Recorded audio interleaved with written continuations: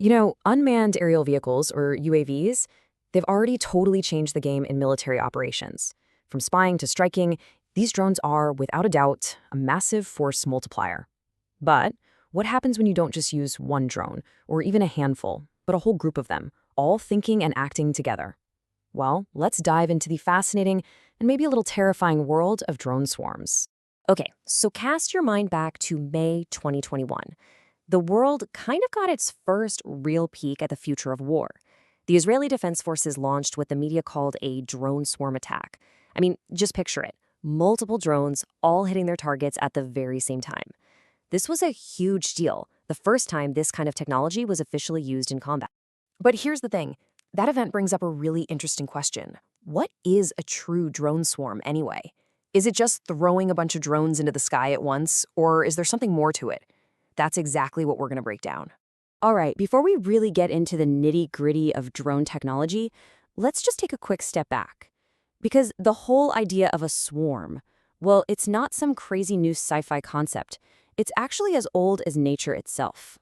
I mean, really think about it. Swarming is a strategy that's been around forever. We saw it in ancient warfare with horse archers coordinating their attacks. We see it everywhere in the natural world, right? The beautifully synchronized movements of a flock of birds or a school of fish. We even see it in the digital world with swarm-like cyber attacks. The core principle is always the same, a coordinated, multi-front assault. And now, that same powerful idea is being applied to drones. So that brings us right to the heart of it all. What is it that makes a drone swarm so different from just a lot of drones? So what's the secret ingredient that makes a drone swarm a real swarm? It all boils down to one simple word: collaboration. These aren't just a bunch of individual drones flying near each other. No way. They are a team.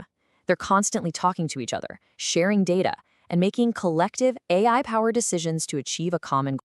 Okay, this slide right here, it just perfectly breaks down the difference. On one side, you've got massed drones. That's basically a brute force approach, kind of like a mob. Each drone has its own operator, and there's no real link between them.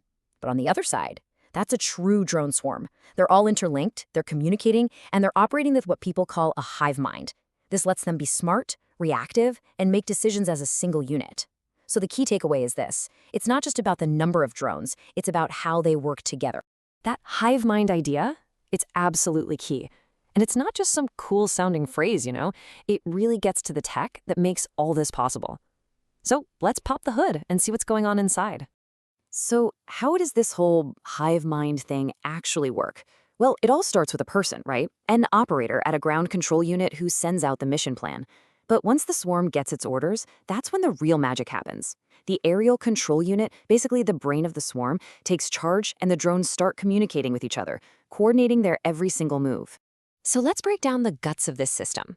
You have the control unit, that's like the mission commander, giving the main orders. Then there's the communication system, the wireless network that keeps everyone in sync.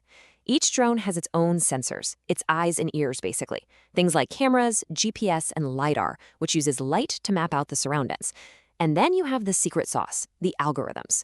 This is the swarm intelligence software that lets the drones think and act like a single organism. And what you get from all this is, well, it's some pretty incredible capabilities. Because the swarm is a decentralized system, it's amazingly resilient. So what if you lose a few drones? No big deal. The rest of the swarm just adapts and carries on with the mission. Need to cover a bigger area? Simple. Just add more drones. It's incredibly scalable and flexible, able to change its entire strategy on the fly. And this is where that hive mind idea really truly comes alive. The swarm can divide up jobs dynamically. So some drones can act as the scouts, identifying targets. Others can be the jammers, messing with enemy communications. And another group can be the muscle, actually engaging with hostile forces. All of this is happening in real time, based on the constant stream of information the swarm is sharing with itself. But here's the thing, this tech isn't just for the battlefield, not by a long shot. It has this huge range of potential uses in the civilian world too. And I mean, just look at this. The possibilities are pretty much endless. We're talking about everything from precision agriculture, where a swarm can monitor crops with incredible detail, to disaster relief, where they can search for survivors way faster than humans could, and yeah, even in entertainment, with those absolutely amazing drone light shows. It's honestly kind of mind-boggling when you look at the applications. On the civilian side, we're already seeing swarms used to inspect critical infrastructure like bridges and pipelines, and of course, creating breathtaking aerial art. And for the military, the uses are just as vast, from super stealthy reconnaissance missions to completely revolutionizing logistics by resupplying troops on the front lines. And look, don't for a second think this is some far-off sci-fi future. This is happening right now. All across the globe, major powers like the US, China, and Russia are pouring tons of money and resources into developing their own drone swarm programs.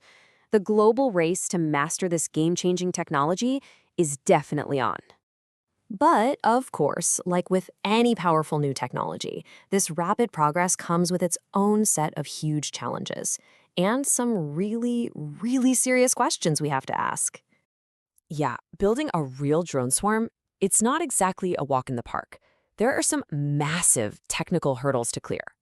How do you keep thousands of drones all talking to each other at the same time without any glitches? How do you keep them all powered up and in the air?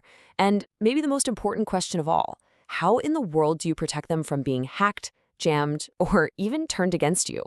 And that brings us to the elephant in the room.